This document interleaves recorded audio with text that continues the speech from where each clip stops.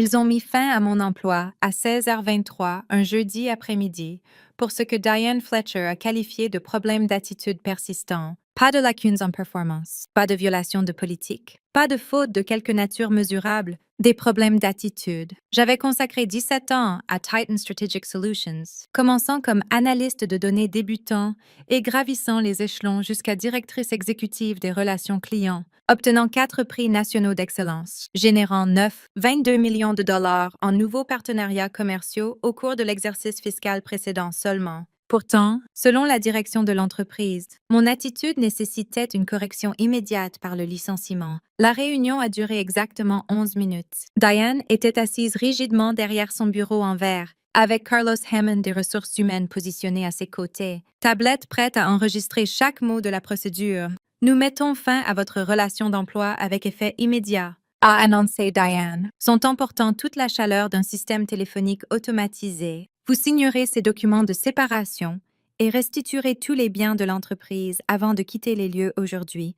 Elle a poussé un dossier manille vers moi sur la surface polie. À l'intérieur se trouvaient 7 documents distincts, chacun représentant ce qu'il croyait être mon acceptation silencieuse du licenciement. Formulaire de notification de licenciement, accusé de réception de la compensation finale, liste de contrôle pour la restitution des biens de l'entreprise, accord de confidentialité, clause restrictive empêchant un emploi concurrent, renunciation standard à la responsabilité et la libération complète. Ce document particulier, où je devais prétendument renoncer à toutes les revendications légales contre Titan Strategic Solutions en échange de précisément rien au-delà de mes salaires gagnés. J'ai examiné chaque page avec une attention délibérée aux détails. Carlos s'est agité sur sa chaise 3 fois pendant mon examen. Diane a vérifié son téléphone 2 fois, s'attendant clairement à ce que ce processus se termine rapidement. Il voulait me traiter et me faire partir avant que l'étage exécutif ne se vide pour la soirée, avant que je puisse parler à d'autres chefs de département de ce qui se passait réellement derrière des portes closes. Ce que ni l'un ni l'autre ne comprenaient, c'est que j'avais méthodiquement préparé exactement ce scénario depuis 11 semaines.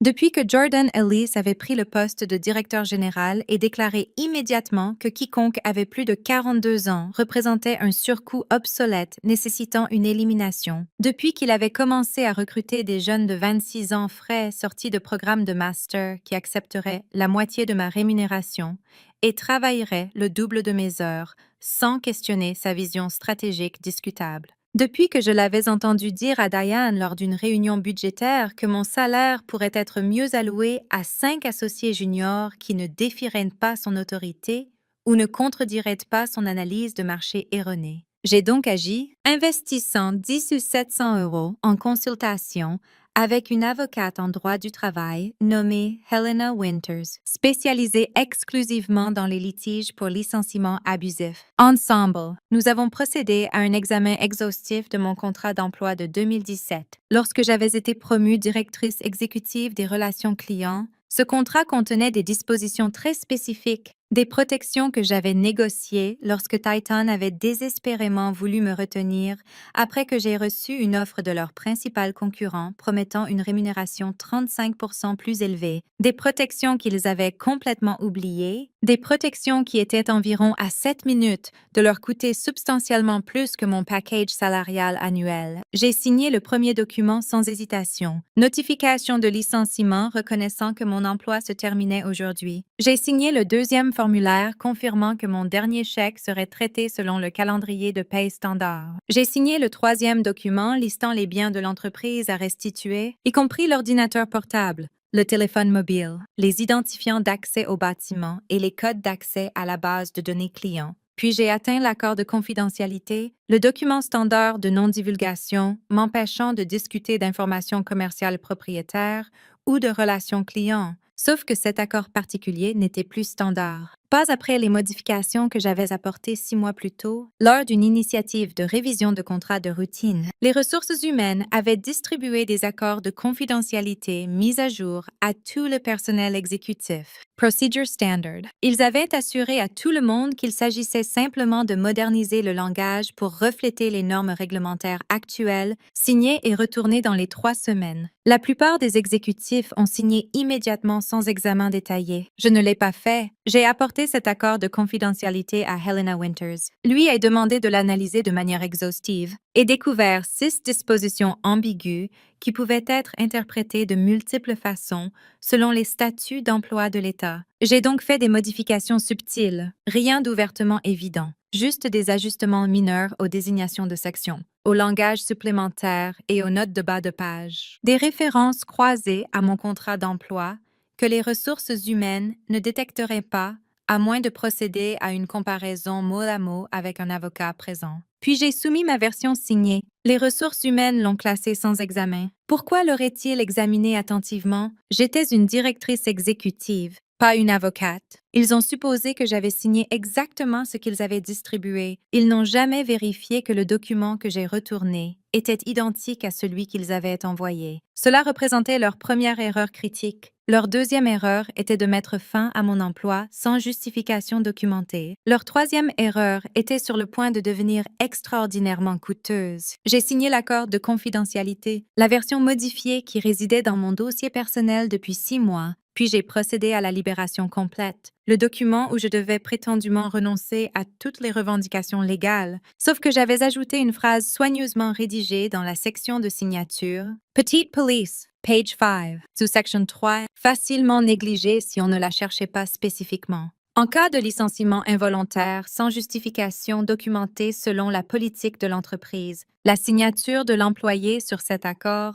constitue l'acceptation de la compensation de séparation décrite dans le contrat d'emploi daté du 19 avril 2017. Addendum F. Sections 4-9. Personne ne l'a lu, ni Carlos, ni Diane. Ils m'ont simplement observé signer et ont expiré de soulagement que je ne crée pas de difficultés ou n'exige pas d'explication. J'ai retourné le dossier à Carlos, posé mon ordinateur portable, mon téléphone et ma carte d'accès au bâtiment sur le bureau de Diane. Me suis levée et ai serré la main à eux deux professionnellement.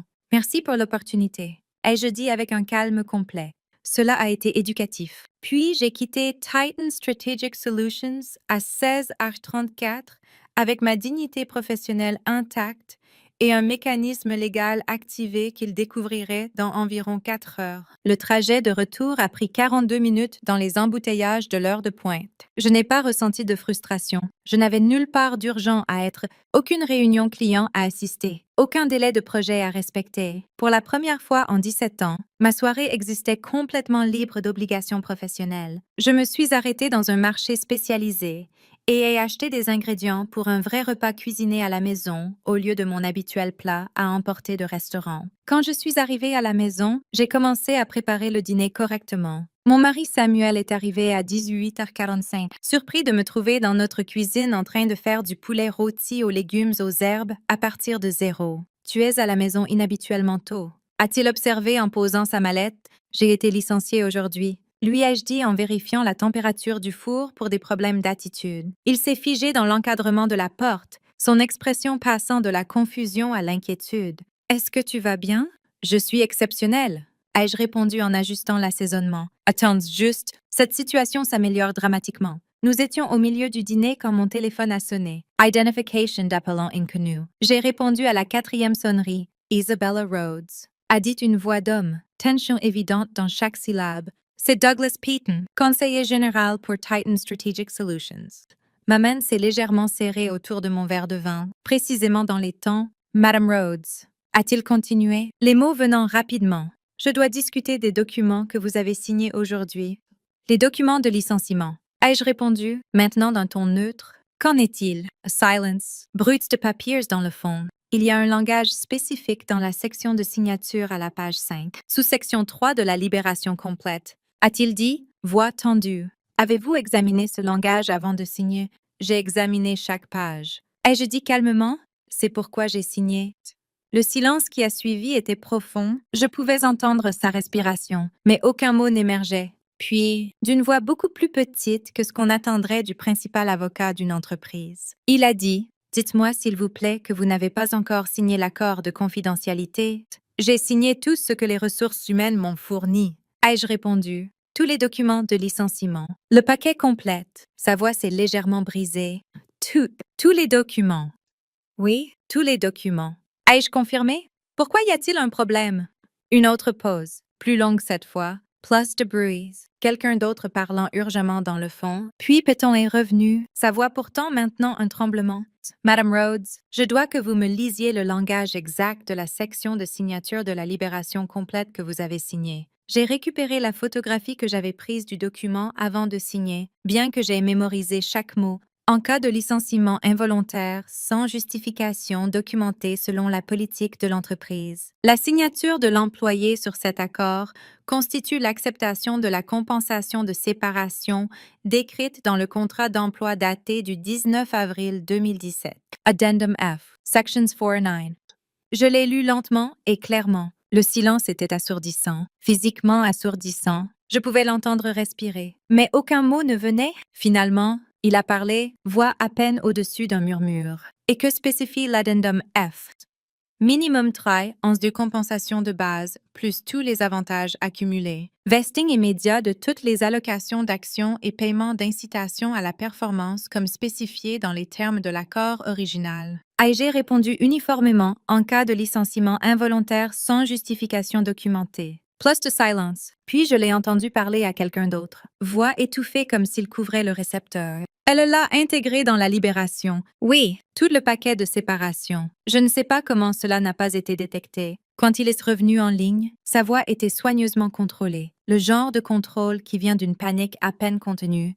Madame Rhodes, il semble y avoir une confusion concernant les documents. Nous aimerions arranger une réunion pour discuter de cette situation.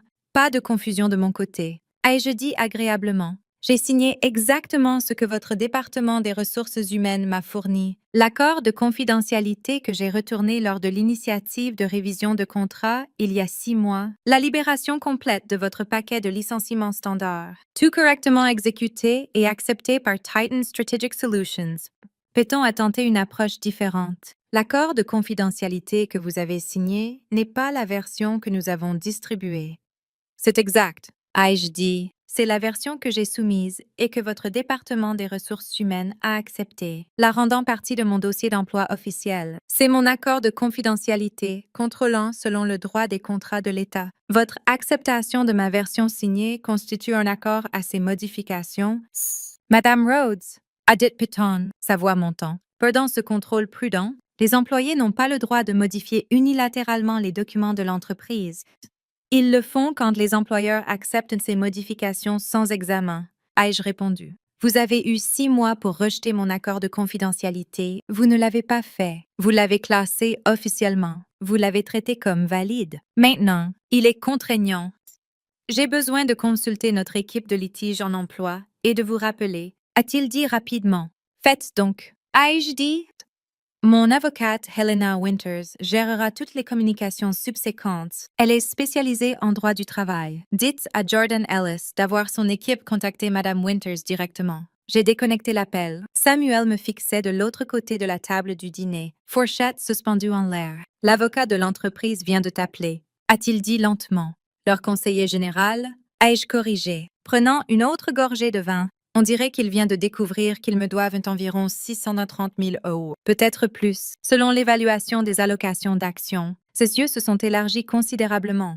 Comment est-ce même possible?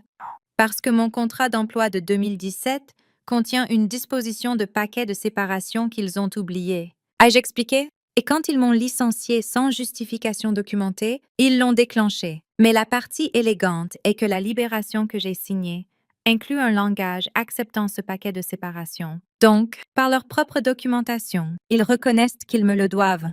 Son expression est passée du choc à quelque chose ressemblant à de l'admiration. C'est brillant, c'est absolument brillant. Et c'est de la planification stratégique, ai-je corrigé. J'ai préparé cela depuis 11 semaines. Avant d'expliquer exactement comment ce mécanisme légal fonctionnait, si vous appréciez cette histoire sur des dispositions contractuelles cachées détruisant l'arrogance corporative, appuyez sur ce bouton d'abonnement maintenant parce que nous publions régulièrement des histoires sur la justice au travail. Vous ne voudrez pas manquer ce qui se passe ensuite. Mon téléphone a sonné à nouveau 33 minutes plus tard, numéro différent. Isabella Rhodes. Helena Winters, a dit-elle, sa voix portant une excitation à peine supprimée.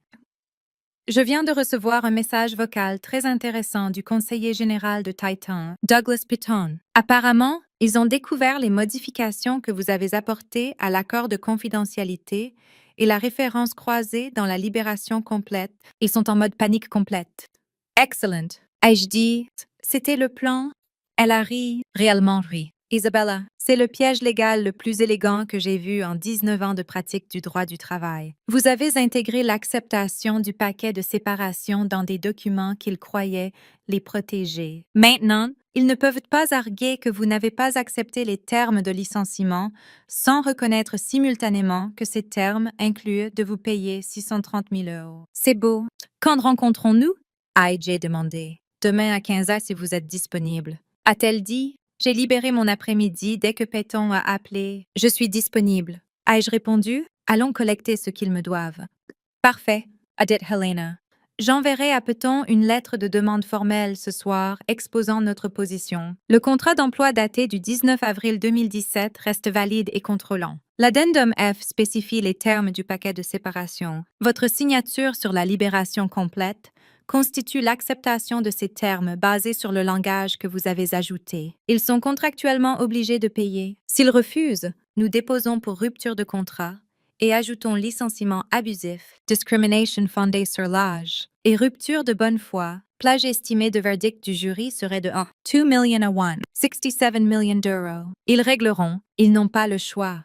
La réunion a eu lieu au bureau d'Elena Winters dans le quartier financier, territoire neutre. Douglas Peyton est arrivé avec 3 associés, tous paraissant comme s'ils avaient passé la nuit à examiner des documents et à réaliser exactement à quel point ils avaient échoué catastrophiquement. Diane Fletcher est venue, paraissant décidément mal à l'aise. Carlos Hammond des ressources humaines s'est assis dans le coin en prenant des notes, paraissant comme s'il voulait être littéralement n'importe où ailleurs. Personne ne semblait ravi de la situation. Peyton avait peut-être 51 ans. Costume coûteux. Le port de quelqu'un habitué à gagner des arguments légaux, mais aujourd'hui, il paraissait stressé, épuisé, comme s'il avait vieilli de 7 ans en une nuit. Madame Rhodes, a commencé Peyton, posant sa mallette sur la table de conférence. Nous avons examiné les documents que vous avez signés hier. Il semble y avoir des écarts significatifs entre ce que nous avons fourni et ce que vous avez exécuté. Pas d'écart, a dit Helena doucement, ouvrant son propre dossier. Ma cliente a signé exactement ce que votre département des ressources humaines lui a donné. L'accord de confidentialité qu'elle a signé est celui qu'elle a soumis lors de votre initiative de révision de contrat il y a 6 mois. La libération complète est le formulaire standard de votre paquet de licenciement. Nous avons des copies de tout si vous voulez les examiner. Peyton a sorti son propre dossier, le mouvement vif et précis. L'accord de confidentialité qu'Isabella a signé n'est pas la version que nous avons distribuée en juin. Il contient un langage supplémentaire et des références de sections modifiées. C'est correct, a répondu Helena calmement.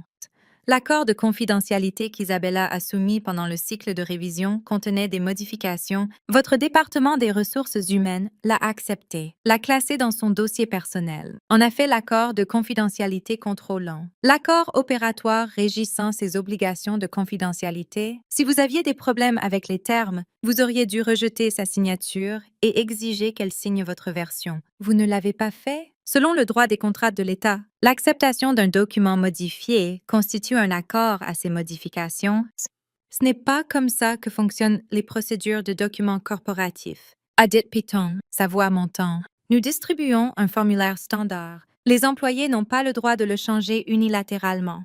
Ils le font quand l'employeur accepte les changements. A dit Helena, son ton encore agréable mais de plus en plus ferme. Regardez votre propre processus. Vous avez envoyé des accords de confidentialité au personnel exécutif, leur avez demandé de signer et de retourner dans les 3 semaines. Isabella a retourné un document signé dans ce délai. Votre département des ressources humaines l'a accepté sans comparaison à l'original, l'a classé officiellement, l'a traité comme valide pendant 6 mois. Vous ne pouvez pas prétendre rétroactivement qu'il est invalide parce que vous ne l'avez pas lu attentivement. C'est une gestion négligente de documents, pas une modification frauduleuse.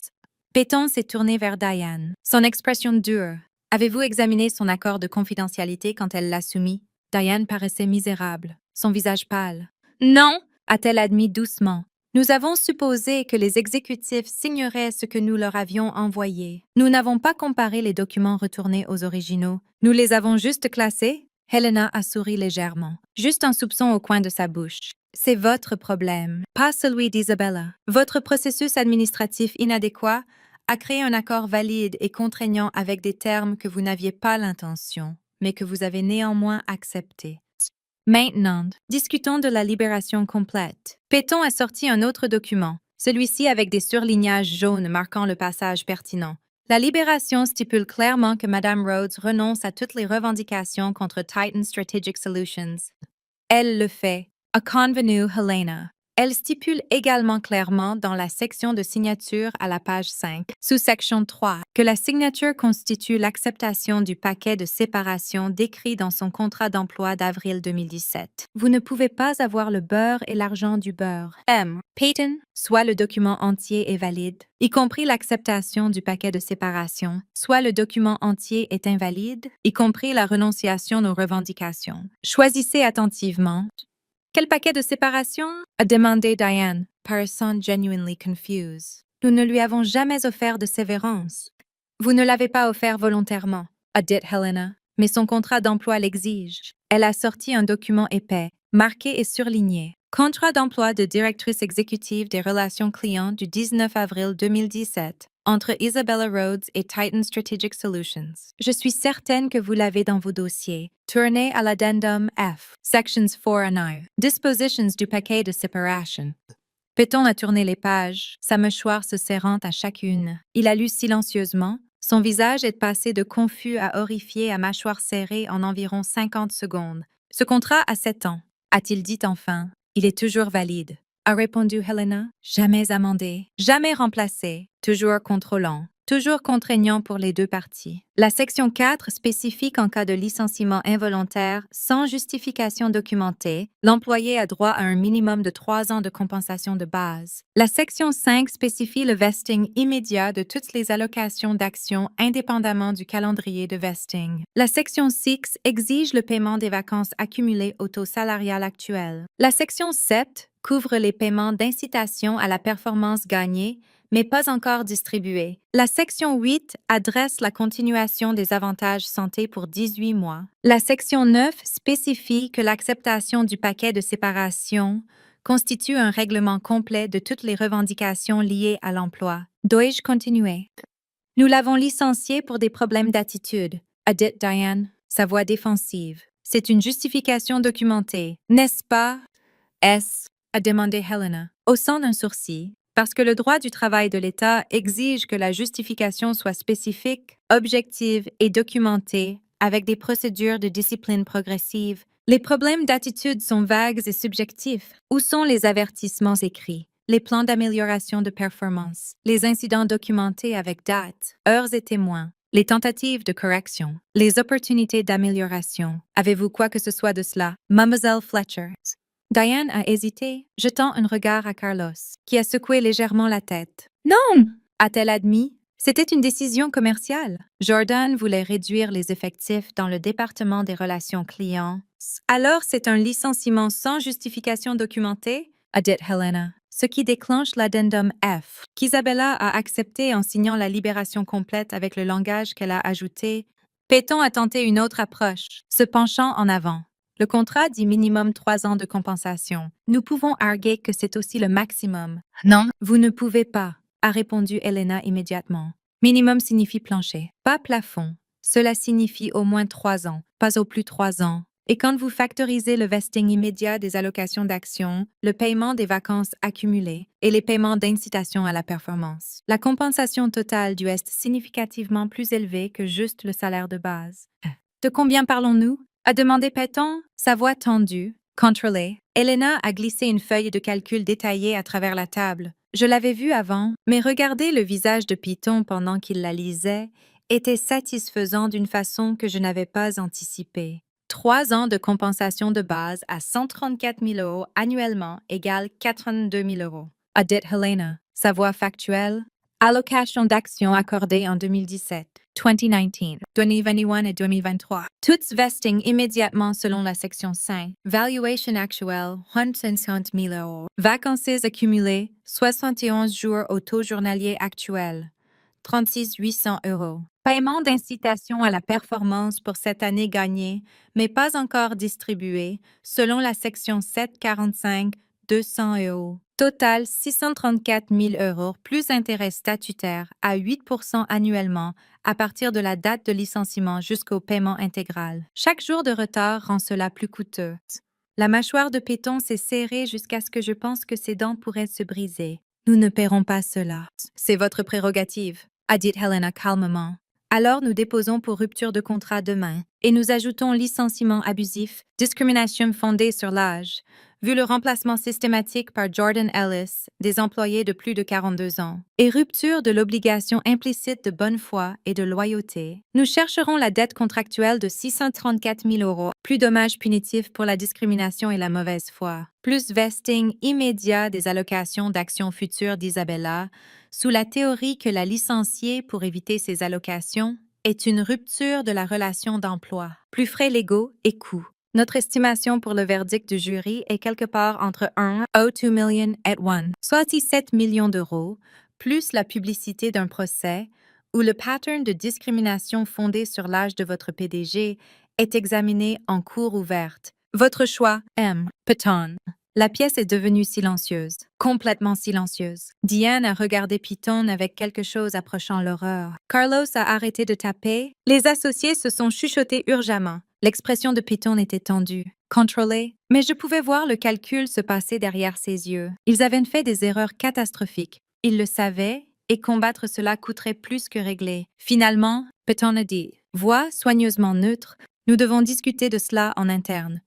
Prenez votre temps, a dit Helena.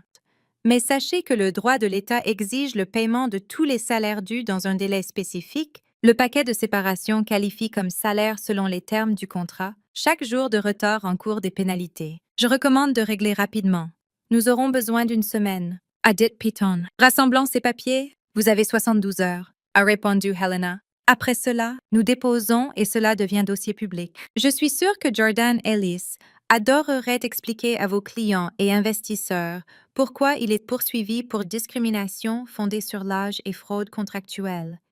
Péton a rassemblé ses papiers sans un autre mot. Ses associés se dépêchant de suivre, Diane et Carlos ont suivi, ne faisant contact visuel avec personne. La porte s'est fermée derrière eux avec un clic doux qui sentait d'une façon ou d'une autre plus fort qu'un claquement. 4 jours plus tard, Helena a appelé. Ils offrent 432 000 euros. A-t-elle dit? Offre finale. Prenez-la ou procédez au litige. Pas suffisant, ai-je répondu immédiatement. Nous avons établi 634 000 euros comme le minimum contractuel. Contre-offré avec le montant total, plus vesting immédiat des allocations d'actions des 2 prochaines années. Cela porte à 736 000 euros total. Ils n'accepteront jamais, a dit Helena. Alors nous déposons demain. Ai-je dit? Je ne compromets pas. Ils ont rompu le contrat. Ils doivent ce qu'ils doivent. Appelez-les et dites-leur 736 000 euros ou nous nous verrons au tribunal. Faites clair que nous sommes préparés à litiger. J'ai le temps et les ressources. Elle a rappelé 5 heures plus tard. Ils ont accepté 634 000 euros plus vesting immédiat des allocations d'actions de l'année prochaine. A-t-elle dit? Mais ils veulent une libération plus large couvrant la discrimination fondée sur l'âge et toute revendication future. Non, ai-je dit fermement. La libération que j'ai déjà signée couvre les revendications contractuelles et de licenciement abusif. S'ils veulent que la discrimination fondée sur l'âge soit spécifiquement renoncée, ils doivent payer plus. Combien plus? 90 000 euros de plus. Et une admission écrite que mon licenciement était sans documentation appropriée. L'admission est clé. Une fois qu'ils mettent cela par écrit, c'est une preuve pour d'autres employés qu'ils ont poussé dehors. Helena a ri, le son genuine est ravi. Vous appréciez cela? Je le fais. Ai-je admis? Ils ont essayé de me jeter comme si j'étais sans valeur. Maintenant, ils apprennent que sans valeur coûte 713 000 euros. Appelez-les. Cela a pris encore 3 jours de négociation. Mais ils ont capitulé. Règlement final 699 000 euros. Reconnaissance écrite que mon licenciement était sans justification documentée comme requis par mon contrat d'emploi. Vesting immédiat de toutes les allocations d'actions, y compris les attributions de l'année prochaine. Continuation des avantages santé pour 18 mois. Lettre de référence neutre pour emploi futur. Accord qu'ils ne contesteraient pas ma demande de chômage. Le chèque est arrivé par coursier 2 semaines plus tard. $699,000. Après impôts, j'ai net 449 000 euros environ. Mais ce n'était pas vraiment à propos de l'argent. C'était à propos de 17 ans de loyauté qui ne signifiaient rien pour Jordan Ellis. C'était à propos de le regarder pousser systématiquement dehors des employés expérimentés pour économiser sur les salaires. C'était à propos de Diane Fletcher m'appelant dans ce bureau et me disant que j'avais des problèmes d'attitude après que j'ai rendu son département successful. C'était à propos de tous les autres directeurs et consultants seniors et exécutifs de compte qui étaient dit qu'ils n'étaient pas adaptés à la culture ou devaient faire place à des perspectives fraîches. C'était à propos de montrer que les employés avec des contrats ont du pouvoir s'ils comprennent ce qu'ils ont signé. Dans les 6 semaines suivant mon règlement, 5 autres anciens employés de Titan ont contacté Helena Winters, tous plus de 40 ans, tous licenciés pour des raisons vagues sans documentation, tous avec des contrats d'emploi contenant des clauses de paquets de séparation similaires qu'ils avaient négociés des années auparavant quand ils étaient précieux pour l'entreprise. Helena a pris les 5 cas. Dans les 9 mois, Titan a payé un autre 2 millions d'euros en règlement. Le pattern était indéniable. Jordan Ellis avait systématiquement licencié des employés plus âgés pour réduire les coûts, supposant qu'ils signeraient des libérations générales et partiraient tranquillement. La plupart l'avaient fait exactement, mais pas moi. Et une fois que mon cas a prouvé le pattern, d'autres avaient un levier. Le conseil d'administration de Titan a commencé à poser des questions inconfortables sur pourquoi l'entreprise perdait de l'argent en règlement d'emploi, pourquoi les frais légaux montaient en flèche, pourquoi des clients majeurs posaient des questions difficiles sur la culture de l'entreprise. Jordan a essayé de blâmer les ressources humaines pour ne pas avoir attrapé les dispositions contractuelles, blâmer le service juridique pour ne pas avoir examiné les documents correctement. Mais le conseil a vu à travers. Sa stratégie de réduction des coûts avait coûté à l'entreprise plus de 1,6 million d'euros en règlement et endommagé leur réputation assez mal pour que 4 clients majeurs passent à des concurrents. 9 mois après mon licenciement, Jordan Ellis a été discrètement demandé de démissionner. L'annonce officielle disait qu'il poursuivait d'autres opportunités. La réalité était que sa stratégie de pousser dehors des travailleurs plus âgés coûteux avait backfired catastrophiquement. Le conseil a apporté un nouveau leadership, quelqu'un qui valorisait réellement l'expérience, qui comprenait que la connaissance institutionnelle a de la valeur, qui n'essaierait pas de remplacer une directrice exécutive gagnant 134 000 euros avec 6 jeunes frais sortis de l'école gagnant 37 000 euros chacun. Quant à moi, j'ai pris 5 mois de congé. Réellement relaxé pour la première fois en 17 ans, Samuel et moi avons pris ce voyage en Nouvelle-Zélande que nous avions reporté pendant une décennie. J'ai lu des livres qui n'avaient rien à voir avec la stratégie d'affaires. J'ai appris à faire du pain artisanal à partir de zéro. Puis d'anciens clients ont commencé à appeler. Ils avaient entendu parler de mon départ de Titan, voulaient savoir si j'étais disponible pour du travail de consultation. Dans les 10 mois, j'avais plus de projets que je pouvais gérer. J'ai démarré ma propre firme de consultation en relations clients, embauché 4 des directeurs que Jordan Ellis avait licenciés, tous plus de 40 ans, tous incroyablement talentueux, tous reconnaissants pour l'opportunité. Revenu de la première année, 546 000 euros. Deuxième année, 852 000 euros. Tous en politique corporative ou peur qu'un PDG décide que j'étais trop coûteuse. La meilleure partie n'était pas le succès financier, bien que cela soit satisfaisant. La meilleure partie était de tomber sur Diane Fletcher à une conférence de l'industrie 14 mois plus tard. Elle était toujours chez Titan, paraissant fatiguée et stressée comme si elle avait vieilli de 8 ans en 14 mois. Elle m'a vue de l'autre côté de la pièce et a essayé d'éviter le contact visuel, prétendant être très intéressée par son téléphone. Je suis allée vers elle quand même. Diane, ai-je dit agréablement. Comment vas-tu chez Titan? Elle paraissait mal à l'aise, transférant son poids d'un pied à l'autre. Bien. A-t-elle dit? Occupée. J'ai entendu que Jordan Ellis a démissionné. Ai-je dit? Le conseil pensait qu'il était temps pour un changement. Elle a hoché la tête raide. Drôle comment cela fonctionne. Ai-je dit, gardant mon temps conversationnel, licencier des gens sans documentation appropriée et éventuellement cela rattrape. J'espère que vous avez appris quelque chose de tout cela. Quand les ressources humaines vous disent de juste classer des documents sans les lire, peut-être les lire quand même, pourrait économiser beaucoup d'argent à l'entreprise. Elle s'est éloignée sans un autre mot, disparaissant dans la foule. Helena et moi sommes restés en contact. Elle me réfère occasionnellement des cas d'emploi, me demandant d'examiner des contrats et d'identifier des points de levier. J'ai aidé 14 personnes dans les 3 dernières années à négocier de meilleurs règlements ou à combattre des licenciements abusifs. Chaque fois, la stratégie est la même. Documentez tout. Comprenez vos contrats. Connaissez vos droits. Quand les entreprises essaient de vous pousser dehors, faites-les payer chaque centime qu'elles doivent contractuellement. La plupart des employés ne savent pas à quoi ils ont droit. Ils supposent que la libération générale est la fin de l'histoire. Mais les contrats ont du pouvoir. Le langage légal compte. De petites modifications au formulaire standard peuvent créer des obligations que les entreprises n'avaient jamais l'intention d'accepter. Si vous avez aimé cette histoire sur l'appel paniqué d'un avocat menant à un règlement de 699 000 €, abonnez-vous maintenant pour plus d'histoires de justice au travail. Appuyez sur like, commentez ce que vous incluriez dans votre contrat d'emploi et activez les notifications pour ne jamais manquer quand les entreprises apprennent des leçons coûteuses. Faites-le maintenant. Cet appel téléphonique de Douglas Piton, conseiller général de Titan, demandant si j'avais signé l'accord de confidentialité encore. Cette tension dans sa voix quand il a réalisé ce que j'avais fait, c'est le son d'une entreprise découvrant que le langage légal compte, que les employés peuvent être tout aussi stratégiques que les avocats corporatifs, que l'acceptation de documents sans examen crée des obligations contraignantes. Peut-on penser qu'il appelait pour gérer un litige de licenciement routine? Au lieu de cela, il a découvert que son entreprise devait 699 000 € parce qu'ils avaient accepté un accord de confidentialité modifié et échoué à lire une section de signature. Le silence de son côté quand j'ai lu le langage était assourdissant, absolument assourdissant. Le silence de réaliser que vous avez fait une erreur de 3/4 million. Le silence de savoir que le plan de réduction des coûts de votre PDG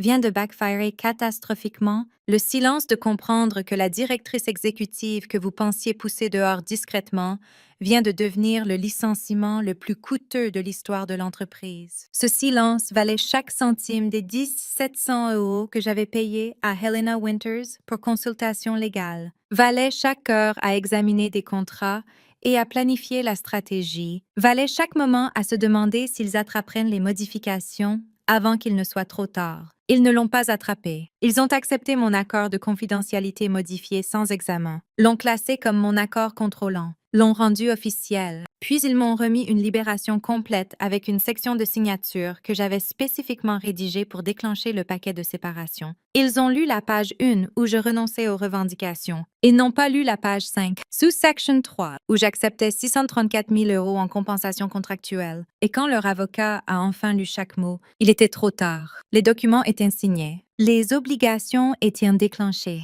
Le piège était tendu. Samuel me demande parfois si je me sens coupable à propos de l'argent, à propos de coûter tant à Titan. La réponse est non, pas même légèrement. Ils avaient un contrat avec moi. Ils l'ont violé en me licenciant sans justification documentée. Ils ont payé le prix spécifié dans ce contrat. Ce n'est pas de la culpabilité, c'est de la responsabilité. Ils auraient pu documenter correctement les problèmes de performance, auraient pu suivre une discipline progressive, auraient pu négocier des termes de séparation raisonnables. Au lieu de cela, ils ont essayé d'économiser de l'argent en me licenciant et en espérant que je partirais tranquillement. Cette stratégie a fonctionné jusqu'à ce qu'elle ne le fasse pas. J'ai 49 ans maintenant, dirigeant ma propre firme, gagnant plus d'argent que chez Titan, travaillant avec des clients qui respectent l'expérience au lieu de la voir comme un surcoût coûteux. Chaque fois que j'examine un contrat d'emploi pour quelqu'un, je cherche les mêmes dispositions que j'avais. Déclencheur de paquet de séparation. Allocations d'action. Language de vesting. Exigences spécifiques pour justification documentée. Puis je les aide à comprendre exactement à quoi ils ont droit si les choses tournent mal. Parce que les choses tournent mal. Les entreprises changent. Une nouvelle direction arrive.